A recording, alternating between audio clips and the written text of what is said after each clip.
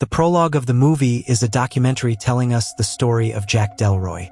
Jack is the host of a late-night variety show called Night Owls. Jack begins by thanking everyone for the first episode. The show competes for ratings with The Tonight Show with Johnny Carson. Over time, Night Owls became a famous show, but not as famous as Carson's. In November 1972, Jack signs a 5-year contract with the owner of UBC TV. Jack was also nominated for an Emmy. The show's audience was growing. Jack had a wife who accompanied him everywhere, the beloved actress Madeline Piper. Jack and Madeline were considered one of the happiest couples in showbiz. Through his connections with celebrities, the Night Owls host, Jack Delroy, makes regular visits to the Grove, an elite camp in California for rich and powerful men rumored to enjoy arcane ceremonies. And they have the power to create and destroy careers. For seasons pass, but he still hasn't been able to reach Carson's show ratings. The show had many nominations but no trophies. Jack's loser reputation was affecting him. In September 1976, his wife Madeline was diagnosed with terminal lung cancer. In October, Madeline appears on the show, telling how she and Jack met. It was the highest-rated episode of the show, but it still didn't reach Carson's audience numbers. 2 weeks later, Madeline dies. Due to grief, Jack evades the media and flees from New York. No one knows where. Months later, UCB announces his return. Ladies and gentlemen, Mr. Jack Delroy. But the ratings gap between Jack and Carson was still quite high. Jack and his producer invented controversies to boost the audience. But the audience kept falling, the sponsors were getting nervous. Jack's contract was about to expire. But on Halloween 1977, Jack plans a special occult-themed episode. And this is how it begins. Welcome to Random Recaps. In this video, I am going to recap the movie. Late Night with the Devil. The special guests of the episode include the self-proclaimed psychic and medium Christou, the skeptic and former magician Carmichael Haig, the parapsychologist author June Ross Mitchell and Lily Dabo, June's last subject of study. Jack starts by introducing the show, making the typical jokes of a late-night host. He thanks his audience for always being there in the good and bad times. Jack introduces his first guest. Ladies and gentlemen, please help me welcome Christou. Christou begins his show and supposedly hears the name Peterson. Someone in the audience says, What? I'm sorry? Peterman was his wife's maiden name. Christou says Peterman is there with them. She is? Christou then says he hears the name Elizabeth. No, her name was Helen. Christou gets impatient and says there are no more spirits. Bruh. After that, he says he's receiving something. A certain Edward or Eddie. The girl says Edmund. Edmund was my little brother. Apparently Edmund passed away, and Christou tells her that Edmund says he is at peace, and that he regrets the suffering he put them through. The audience applauds for Christou's alleged abilities. But suddenly, Christou starts to get a headache. Christou experiences a premonition about someone called Minnie. The spirit tells him he wants to speak to someone. The spirit leaves. She's gone. Jack cuts to commercial break. The producer congratulates Jack on the show they put on. He assumes that Christou is fake. But Christou looks very nervous about what happened. The commercials end and the show returns. In this segment, Jack introduces his other guest, the skeptic and former magician Carmichael Haig. Mr. Carmichael Haig. As he enters, he does a magic trick with tobacco. Carmichael is a skeptic who doesn't believe in the paranormal and believes that Christou is just fake. He even has a check for anyone who can prove the paranormal is real. I do not need this man's money. Christou starts coughing and feeling ill. Carmichael calls Christou a fake. Christou gets angry and throws water at him. Jack defends Christou, claiming that when Christou contacted Minnie, it was real, since Minnie was his wife's private nickname. Carmichael doesn't believe any of it. Christou starts vomiting a black liquid and Jack cuts to commercial. Commercial! During the break, we see that they take Christou to the hospital. And yet, Carmichael still doesn't believe anything. After the break, Jack continues with Carmichael and introduces his next guest. Someone with a book called Conversations with the Devil. written by Dr. June Ross Mitchell. But before introducing her, Jack shows a clip about the doctor's work, a clip that shows us about a satanic church that worships Abraxas. Hail Abraxas! But the acts of the church alert the FBI, who suspect kidnappings and firearms crimes. But most alarmingly are the children created for human sacrifice. The cult leader says that anyone who sees this ritual will be under the spell of the demon Abraxas and will fulfill his earthly mandate. But in 74, the federal agents arrived at the house, and the leader orders all his followers to set themselves on fire. But amid the ruins of the flames, a 10-year-old girl survived. A girl named Lily. The girl doesn't remember much of what happened. The doctor makes contact with the girl who thinks she is possessed by a demon.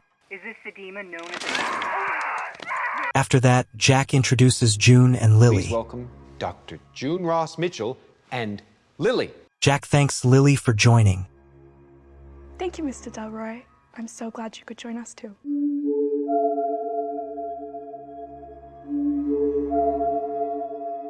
And she thinks Jack will be famous soon. Thank you for the reassurance. Jack goes to another commercial break. During the break, June tells Jack that it wasn't a good idea to bring Lily since she has become very unpredictable. June tells him that before the show, Lily repeated her name in a strange way.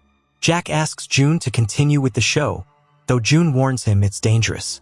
After that, the producer tells Jack that Christou died of a hemorrhage. Jesus, I know. Christ. The break ends. June says she's a parapsychologist. She believes Lily is possessed by a demon, although Carmichael thinks it's nonsense. Jane believes the demon is not Abraxas, but rather one of his servants. On the table, they have objects recovered from the cult, like the dagger they used for their sacrifices. Carmichael starts playing with it. Lily calls the demon Mr. Wriggles. What?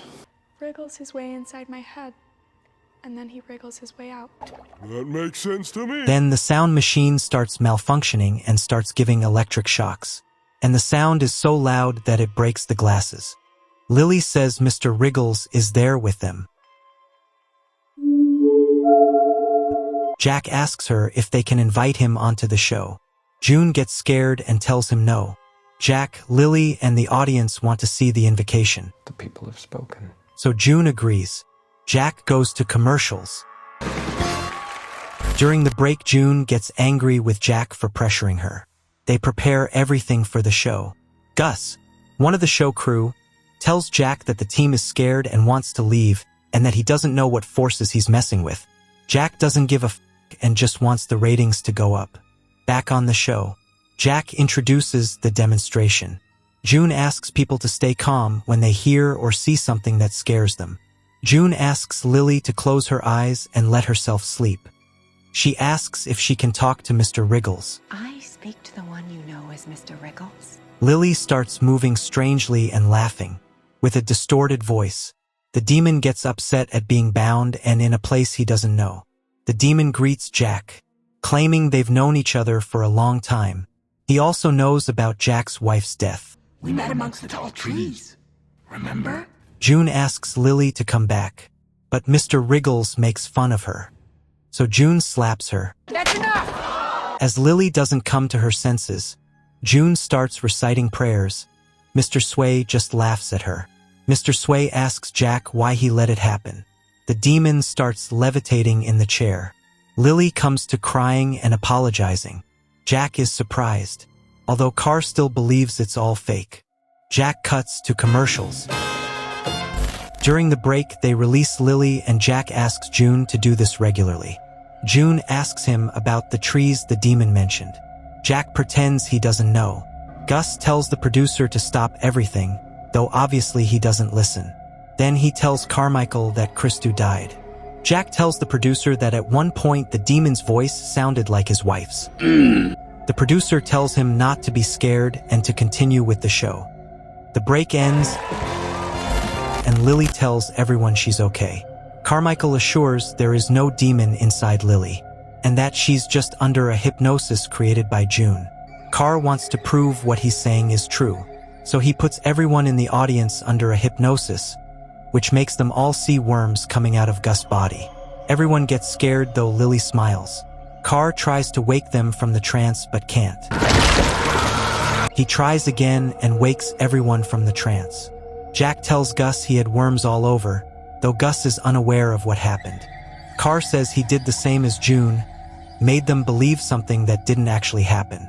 When the production crew shows the footage of the hypnosis, we realize that it was indeed just a hallucination. June says she didn't hypnotize anyone. I did not hypnotize Lily or the studio audience. Then Lily suggests watching the part where the demon appears to see if it's true. Jack orders to play the Mr. Wriggles footage. June gets upset as she doesn't want Lily to see the footage. Lily asks to stay. When they watch the footage, we realize everything was real. Jack notices that his wife's ghost appears behind him in the recordings. Carr believes Jack made it all up. Lily starts crying. Mr. Sway possesses Lily again. A beam from the ceiling connects with her left hand, while a beam from a nearby TV monitor connects with her right hand. Her head opens and begins to glow with an intense light. Using her telekinetic powers, she kills Gus, throws Jack against a wall, and kills June and Carl. Jack is transported to a nightmarish version of the show. How did I get here? Jack relives moments from the show's past. In the flashbacks, it is revealed to us that Jack had a connection with Mr. Wriggles, the demon possessing Lily, having encountered him during a ceremony at the Grove. It is also revealed that Jack was indirectly responsible for Madeline's cancer in exchange for Night Owl's sudden success. Madeline's spirit confronts Jack and begs him to release her from her misery, as the cancer is causing her too much pain. Using the ritual dagger from Lily's former cult, he stabs Madeline to death. The scene suddenly shifts to the now empty studio. Jack is horrified to realize he has stabbed Lily. He is left standing over the bodies of his dead guests, saying, Dreamer here, awake. As police sirens grow louder in the distance. And that's how the movie ends.